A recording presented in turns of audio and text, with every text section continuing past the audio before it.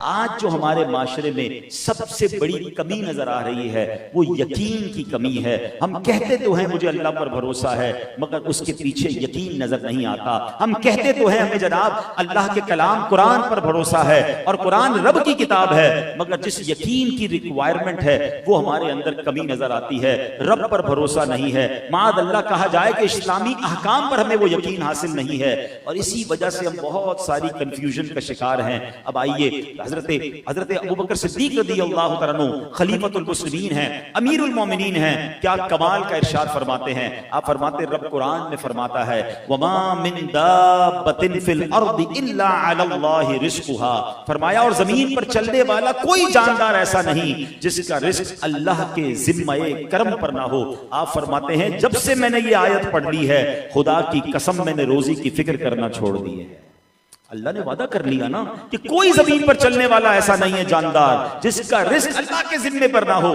कहते मैंने इसकी फिक्र ही छोड़ दी कि जब रब ने जिम्मे पर ले लिया है अब मुझे टेंशन लेने की जरूरत क्या है। अल्लाह अकबर। आज हम सोचे हमारी सारी फिक्रों में सबसे बड़ी फिक्र यह है कि हमारी कारोबार का क्या होगा, हमारे रिस्क का क्या होगा, हमारी जॉब का क्या होगा। अरे भाई मार्केट डाउन हो गई है, फला मुल्क ने ये टैक्स लगा दिया है, अब एक्सपोर्ट का क्या होगा, डॉलर रेट बढ़ गया है, अब इंपोर्ट का क्या होगा, जनाब इस बजट में नया कानून आ गया है, अब हमारे कारोबार का क्या होगा।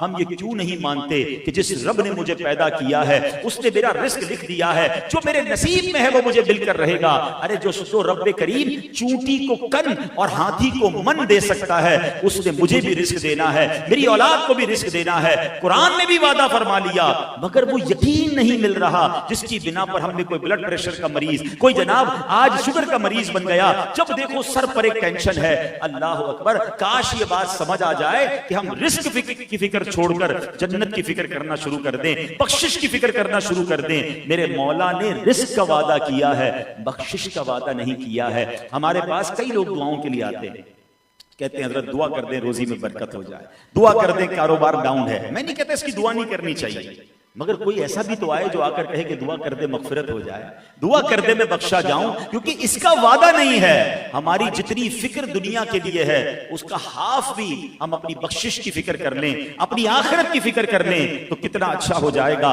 हाँ, अब प्रॉब्लम क्या है, हम बाज़ औकात इफरात और तफरीद का शिकार हो जाते हैं। बिल्कुल हमें रिस्क की फिक्र इतनी नहीं करनी जितनी मगफिरत की करनी है, मगर इसका मतलब ये नहीं कि रिस्क की फिक्र छोड़ के कारोबार भी छोड़ दें, कमाना भी छोड़ दें, घर में बैठ जाए। भाई अल्लाह ने जब वादा किया है वो मुसब्बिबुल असबाब है, हमें असबाब भी इख्तियार करने का हुक्म दिया है, मगर सब कुछ असबाब को ना समझें। इस बात को इस वाक़े से समझें कि मशहूर सूफी बुजुर्ग शेख सादी रहमतुल्लाह तआला अलैह फरमाते हैं कि एक शख्स था, मेहनत मजदूरी करने के लिए निकला घर से, उसने देखा कि एक अंधी लोमड़ी है और अंधी भी है, अपाहज भी है, देख भी नहीं सकती, मूव भी नहीं कर सकती। तो वो शख्स सोचने लगा कि इसके हाथ पैर भी नहीं है, ये देख भी नहीं पा रही, खाती कैसे है, इसको रिस्क कहां से मिलता है। वो कहता है वो उसको वहीं थोड़ी देर के लिए रुक गया। अब जब उसने हैरान हुआ तो देखा कि एक शेर वहां से आया, उसके मुंह में कोई शिकार था, उसने वो शिकार उस लोमड़ी के सामने डाल दिया। जितना लोमड़ी ने खाना था खा लिया, बाकी वो शेर उठाकर ले गया। ये शख्स सोचने लगा कि जब रब का ऐसी कुदरत है कि ये अंधी है, ये अपाहज है और इसके लिए शेर जनाब खाना लेकर आ रहा है, तो फिर मैं तो अशरफुल मखलूकात हूं, अब मुझे कमाने की क्या जरूरत है, अब मुझे स्ट्रगल करने की क्या जरूरत है। वो बंदा जाकर घर पर बैठ गया, अल्लाह अल्लाह करने लगा। पहला दिन गुजरा, कोई खाना नहीं, दूसरा दिन गुजरा, कोई रोजी नहीं, तीसरा दिन इबादत करते हुए गुजर गया, एक जर्रा भी खाने का ना मिला, यहां तक कि वो कमजोर हो गया। अल्लाह अकबर। उसने तड़प कर अल्लाह की बारगाह में फरियाद की, मौला मैं अशरफुल मखलूकात, तूने उस अंधी लोमड़ी के लिए इंतजाम कर दिया, मैं तो तेरा जिक्र कर रहा हूं। अल्लाह अकबर। अल्लाह की तरफ से जवाब क्या मिला, ऐ शख्स तूने लोमड़ी को देखा था, क्या शेर को नहीं देखा था? है बनना है तो शेर की तरह बनना, अपने लिए भी मेहनत कर और दूसरों को भी खिला। अल्लाह अकबर। अब उसके होश ठिकाने आए कि मेहनत मजदूरी करना ये रब को पसंदीदा है। जो यहां समझाना मकसूद है ना, काम काज से इस्लाम ने नहीं रोका है, मगर सब कुछ काम काज को समझ लेना और उसी की फिक्र में हलकान होते रहना, उसी की फिक्र में टेंशन में रहना और जनाब उन वसवसों की वजह से अपनी फैमिली को भी टेंशन में मुब्तला कर देना, ये शरीयत नहीं कहती है। अल्लाह पर भरोसा रखें, अपनी तरफ से कोशिश पूरी करें, फिर अल्लाह पर छोड़ दें। वो कारसाज है, वो मदद करने वाला है। यकीनन कभी के दिन बड़े होते हैं, कभी की रातें बड़ी होती हैं, कभी धूप होती है, कभी छांव होती है, कभी जनाब बारिश का मौसम होता है। जिस तरह मौसम बदलते हैं इस तरह जिंदगी के दौर भी बदलते हैं। कभी आप सेहतमंद होंगे, कभी बुखार भी आ जाएगा, कभी आप बड़े मजे में कारोबार में होंगे, कभी मुश्किल भी आ जाएगी। ये लाइफ इसी तरह गुजरनी है। अब आप हर मुश्किल पर परेशान हो जाएं, हर मुश्किल पर टेंशन में आ जाएंगे तो जिंदगी अपनी भी मुश्किल बनाएंगे, अपने घर वालों की भी बनाएंगे। अल्लाह अकबर। पिछले दिनों ही तो हमने मुहर्रम के वाकयात सुने, करबला वालों की बातें सुनी, कितनी बड़ी मुश्किल थी। जरा गौर तो कीजिए, इस मुश्किल का कोई अंदाजा कर सकता है कि 3 दिन की भूख और प्यास हो, खवातीन साथ हो, 6 महीने का बच्चा साथ हो और दुश्मन तलवारें लिए खड़ा हो और एक एक करके घर वाले शहीद हो रहे हो, जवान बेटा भी शहीद हो, दूध पीता बच्चा भी शहीद हो और फिर इमाम हुसैन भी शहीद हो जाएं। मगर इस पूरे खानदान में किसी को ये टेंशन नहीं थी कि जनाब हमें ये शहादत मिलने वाली है। आपको पता है इस शहादत का उन्हें पहले से पता था। इमाम हुसैन के बचपन से सबको मालूम था ये करबला के मैदान में शहीद होंगे, मगर everybody was ready for that examination. यही करबला से मैसेज लेना है कि हम भी रेडी रहें एग्जाम के लिए। आप कहेंगे जनाब उनको पता था, हमें तो नहीं पता होता कल क्या होगा, अचानक हो जाता है, हम परेशान हो जाते हैं, घर में कोई बीमार हो जाता है, कोई कारोबार में लॉस हो जाता है, हम डिप्रेशन का शिकार हो जाते हैं। नहीं जनाब, पता आपको भी है, हाँ हमें भी बताया गया है। असल मसला है कि हम कुरान पढ़ते नहीं हैं। अगर मैं और आप प्रॉपर्ली कुरान विद ट्रांसलेशन पढ़ें, तफसीर से पढ़ें, तो each and every Muslim was informed. हमें बताया गया है। कहां बताया है? चले मैं बता देता हूं ताकि आज के बाद ये नहीं कहिएगा बताया नहीं है, ठीक है ना। कुरान ने बताया, एक बड़ा कैटेगोरिकली अनाउंसमेंट है। बिस्मिल्लाहिर्रहमानिर्रहीम वलनब्लुवन्नकुम बिशैइन मिनल खौफि वल जूइ व नक्सिम मिनल अम्वाल वल अनफुसि वस्समरात वबश्शिरिस साबिरीन। 5 चीजों की लिस्ट भी कुरान ने दे दी है। सिर्फ ये नहीं कहा, फरमाया वलनब्लुवन्नकुम, हम अन करीब, सूनर, ये भी नहीं कहा कभी आजमाएंगे, अन करीब आजमाएंगे। अच्छा आजमाएंगे, या अल्लाह किस चीज से आजमाया जाएगा? 5 चीजें भी बता दी हैं। क्या है? खौफ होगा, भूख होगी, और फिर फरमाया तुम्हारे बॉडी में प्रॉब्लम आ जाएगी, तुम्हारे माल और तुम्हारे कारोबार की चीजें खराब होना शुरू हो जाएंगी। अगर बाग है तो फसलें खराब होंगी, फल खराब हो सकते हैं। और यही हमारी जिंदगी में हो रहा है। या तो कारोबार में लॉस हो जाता है, या कोई बीमारी आ जाती है, या फैमिली में कोई इशू आ जाता है, तो कभी किसी दुश्मन का खौफ आ जाता है। यही तो चीजें हैं जो आजमाने का कुरान ने पहले कहा है। अगर यकीन रखो तो आगे क्या फरमाया? वबश्शिरिस साबिरीन, खुशखबरी है सब्र वालों के लिए।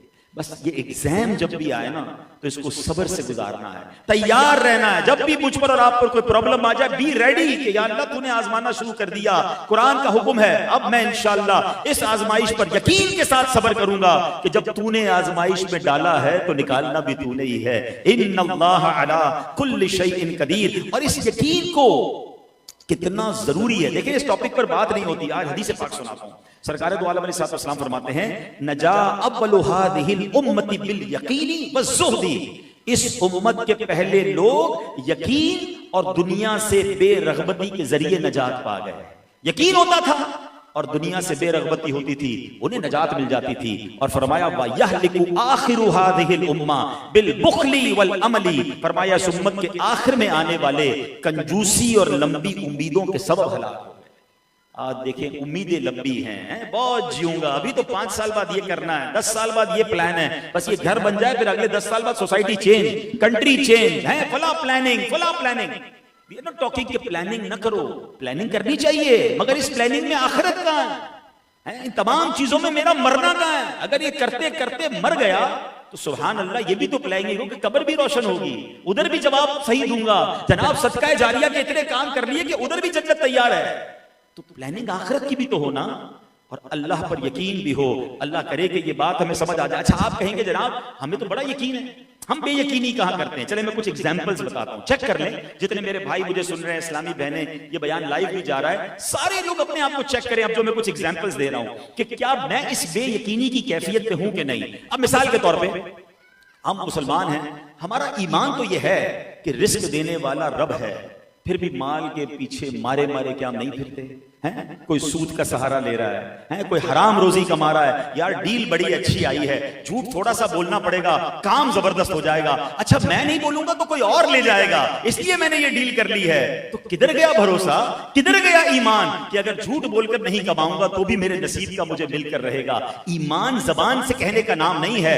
लॉजिकली तुम सारे कहते हैं अल्लाह रिस्क देने वाला है, मगर प्रैक्टिकली हमारा अमल बता रहा है कि हमें इस पर यकीन नहीं है। जब तो कोई दुनिया के भर के दौरे कर करके मारे मारे फिर रहे हैं, चाहे उसमें हराम करना पड़े हलाल करना पड़े। मैं दोबारा कहता हूं, हलाल कमाने के लिए स्ट्रगल करने का मना नहीं किया शरीयत ने, लेकिन जो हलाल और हराम की तमीज उठा देते हैं, या सिर्फ कारोबार और माल को टाइम देकर उनकी नमाजें भी कज़ा हो रही हैं, वो अपनी फैमिली को भी टाइम नहीं दे रहे, अपनी सेहत को भी बर्बाद कर रहे हैं, तो फिर उनका इसका मतलब ये हुआ कि फिर यकीन नहीं रहा। आगे चलिए, हम सब मानते हैं कि अल्लाह मुश्किलात से निजात देने वाला है, मुश्किल से निजात देने वाला तो रब है ना, ये हमारा मानना है, मगर यकीन है?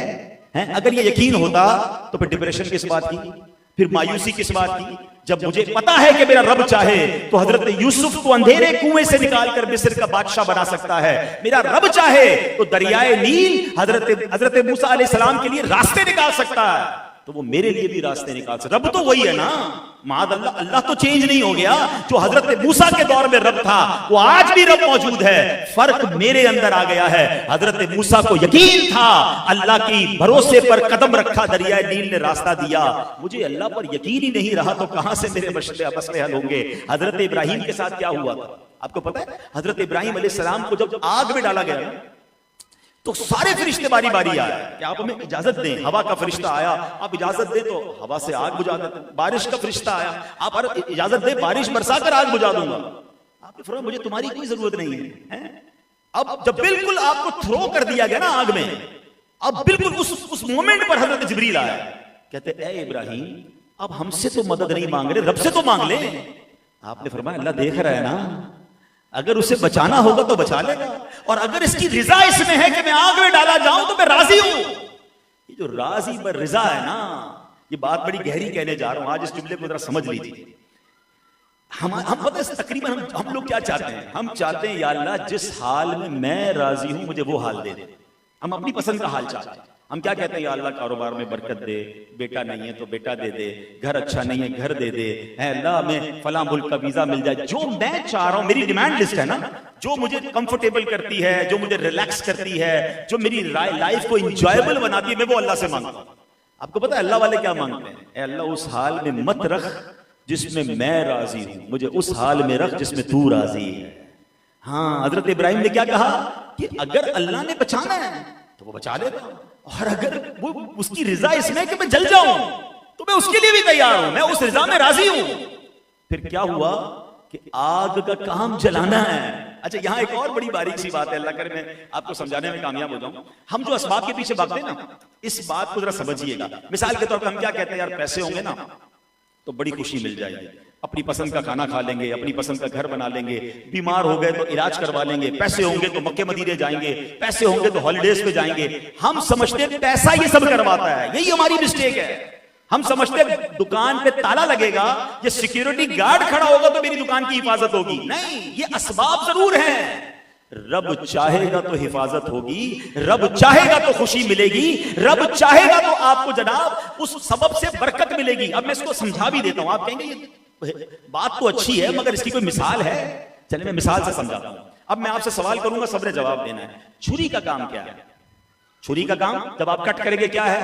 काटना। आग का काम क्या है? जलाना। पानी का काम क्या? अगर बड़े पानी में कोई चला जाए तो डुबाना। ये तीन चीजें तो लॉजिकली है ना। इसका मतलब सबब क्या कह रहा है कि छुरी फिरेगी तो गला कटेगा, मगर हजरत इब्राहिम ने छुरी फेरी है। रब ने नहीं चाहा तो हजरत इस्माइल ज़िबा नहीं हुए, मेंढा आ गया मगर तकलीफ नहीं हुई। आग का काम जलाना था मगर रब ने चाहा कि यह आग गुलजार बने, तो हजरत इब्राहिम आग में जाते हैं। उस सबब ने काम करना छोड़ दिया, आग हिफाजत करने वाली बन गई। आपको पता है नमरूद का क्या हाल हुआ था? जब हजरत इब्राहिम को आग में डाला ना, उसको सब्र नहीं आ रहा था। एक दिन बाद वो अपने महल की छत पे गया और जाकर देखता है हजरत इब्राहिम का बना क्या। आग ने तो जला के राख कर दिया होगा। मैंने इतनी हैवी वेट आग आग लगाई है, मगर जब वो ऊपर से देखा तो हजरत इब्राहिम बाग की तरह आग में बैठे हुए हैं। उसको बड़ा अजीब लगा, सोचता है लगता है आग गलत लग गई है, कोई रिएक्शन वाली आग लग गई है, चेक कैसे करूं। उसने अपने एक बंदे को आग में डाल दिया, जैसे ही उसको डाला आग ने सेकंडों में उसको जला के भस्म कर दिया, उसके चूरे चूरे यानी वो जल के खत्म हो गया। नमरूद हैरान हो गया कि इसको जला रही है, नमरूद की आग मूसा को क्यों नहीं, हजरत इब्राहिम को क्यों नहीं जला रही। तो यही बात मैं समझाना चाह रहा हूं, सबब और है, खालिक और है। वो चाहेगा तो सबब नफा देगा, वो चाहेगा तो नुकसान वाला सबब भी नफा देगा। अब मुझे बताओ ना, पानी का काम तो डुबाना है। अरे दुनिया ने कैसा नजारा देखा होगा कि हजरत मूसा पूरी फौज के साथ दरियाए नील में दाखिल होते हैं। हजरत मूसा अकेले नहीं है, इतने सारे घुड़सवार हैं, मगर वो दरियाए नील रास्ता दे रहा है, आप निकल रहे हैं। अब इसी सबब को देखकर फिरौन ने सोचा ये निकल गए तो मैं भी निकल जाऊंगा। देखिए वही दरिया है, वही रास्ता है, रब चाहे तो तिरा देता है, रब चाहे तो डुबा देता है। ये समझना है मुझे और आपको, हम सबब के पीछे ना भागें, हम अल्लाह को राजी करने की फिक्र करें। अब मैं आपको लॉजिकली एक और बात समझाता हूं। आप कहते हैं ना असबाब होंगे, मुझे बताएं हाथ का काम क्या है? पकड़ना है ना, हाथ से कितने सारे काम करते हैं। आंखों का काम क्या है? देखना है। कान का काम क्या है? सुनना। जबान का काम क्या है? बोलना है। ठीक है, अब आप कहें कि यार किसी की जबान कट जाएगी तो वो बोल नहीं सकेगा। आपको पता है जितने गूंगे होते हैं इनकी जबान लगी हुई होती है, कटी हुई नहीं होती है। हाँ, जितने नाबीना होते हैं उनकी आंखों में होल नहीं होता, आईज आर एग्जिस्टिंग, आंखें मौजूद होती हैं। कभी कभी तो कोई नाबीना हमारे सामने ऐसे देखता, हम कहते देख तो रहा है, मगर फिर हाथ हिलाते तो पता चलता नहीं यार इसको नजर नहीं आ रहा है। बहरे के कान होते हैं, ऐसा थोड़ी के कान निकले हुए होते हैं, तो इसका मतलब बॉडी पार्ट का तो कमाल ही नहीं है। मेरे पास हाथ हैं, ये ताकत वाले जब होंगे जब रब चाहेगा। अगर रब नहीं चाहेगा तो ये हाथ ऐसे गिरेंगे कि दुनिया उठाना चाहे ये हाथ एक इंच काम नहीं करेंगे।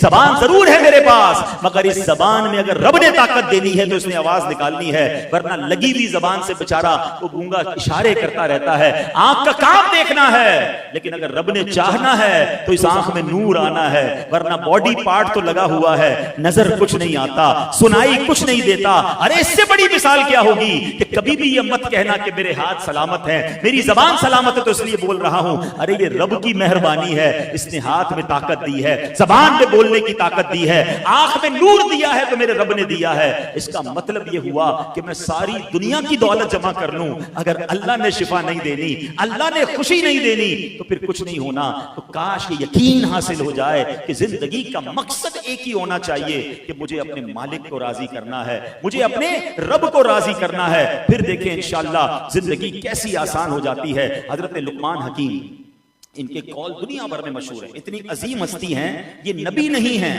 मगर ये इतने अक्लमंद थे और इनके वाकयात इतने शानदार हैं कि कुरान में पूरी सूरत सूरह लुकमान के नाम से। अब इनका एक जुमला सुनिएगा।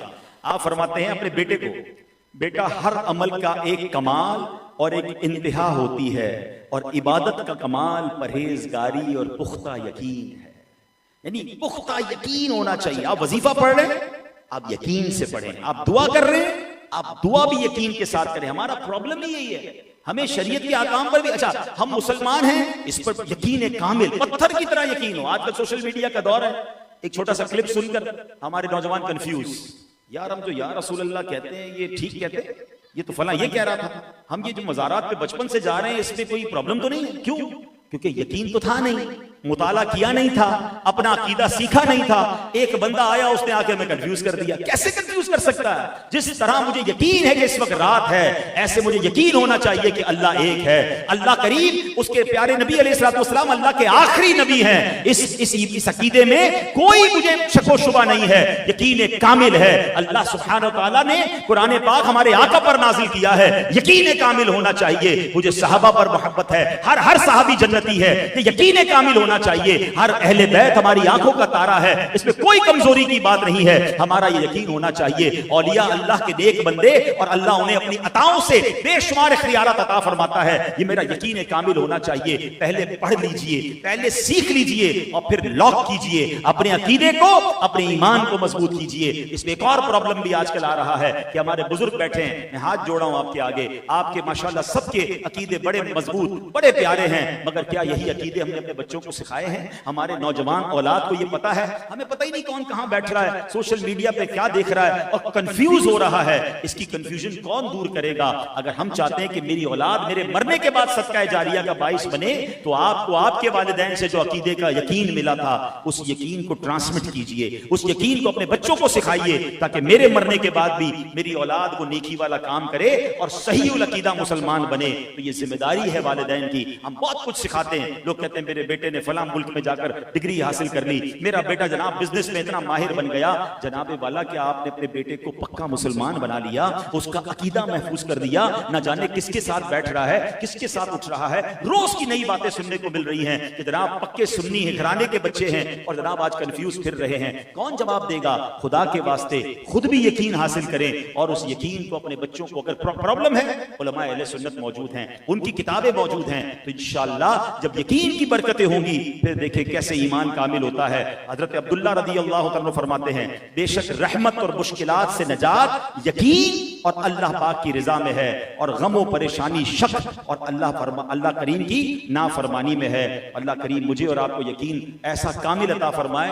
और मैं आपको, वक्त मेरे पास कम है, दो वाकयात ज़हन में थे, मगर एक दिलचस्प वाकया सुना देता हूँ। ईमान ताज़ा हो जाएगा, गौसे पाक से मोहब्बत और बढ़ जाएगी। हो सकता है सोशल मीडिया पर किसी को मेरे इस बयान से प्रॉब्लम होता हो तो हो जाए। हमें अल्लाह वालों पर यकीन है कि अल्लाह ने उन्हें बड़ा कमाल दिया है। ये वाकया कौन बयान करता है? अल्लामा अरशदुल कादरी साहब ने यह वाकया लिखा।